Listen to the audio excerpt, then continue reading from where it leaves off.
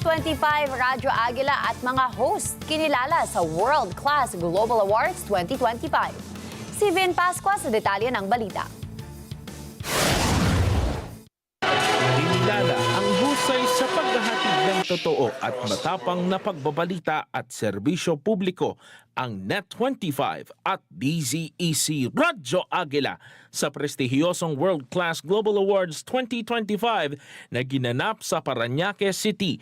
Humakot ang mga ito ng iba't ibang parangal bilang patunay ng kanilang matatag na kredibilidad at dedikasyon sa katotohanan. It's about companies and brands that provides good, excellent services, products that were not really recognized before, no?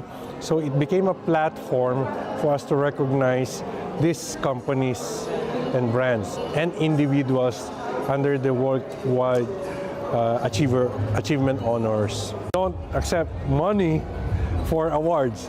Kahit bayaran mo kami, kung di ako qualified, wala rin mangyayari.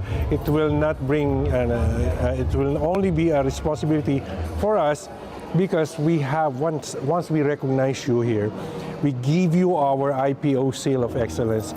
We guarantee everyone that you are a quality company, you are a quality brand, and you are a quality person. Pinarangalan ang Net25 bilang Outstanding Philippine Television Network habang iginawad naman sa DZEC Radyo Agila ang Trusted Outstanding AM Radio Station. Kabilang din sa mga pinarangalang programa ang Mata ng Agila sa tanghali na kinilalang Midday News Program of the Year for Excellence in Truth and Public Service at Hada Umaga bilang Outstanding Morning Program for Public Service and Entertainment. Sa individual awards, itinanghal si Wedge Kudjamat bilang Outstanding Male Broadcast Journalist of the Year. Samantalang si Emma Tiglao ay kinilala bilang Empowered Filipina in Pageantry and Media Excellence. Itinuturing ang mga parangal na ito bilang positibong hakbang sa patuloy na pagsulong ng responsableng pamamahayag at tapat na serbisyo para sa sambayanang Pilipino.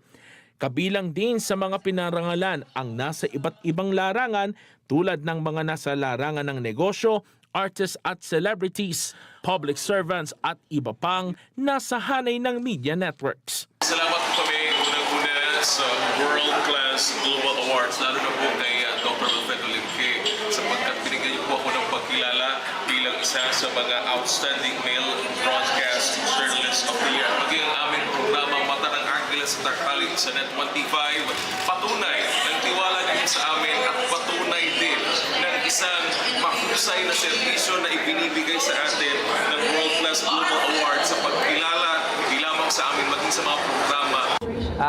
Maraming salamat po sa walang sawang suporta. At yon, nandito lang palagi ang MCARS PH at handang magserbisyo sa inyo. At syempre, nagpo-provide din tayo ng hanap buhay para sa kababayan nating mga Pilipino. This award would be a big help to motivate and innovate more our company. And I will be more passionate in what I'm doing. So napakasaya, nakakatuwa. Nakita namin yung 5 taong pinaghirapan.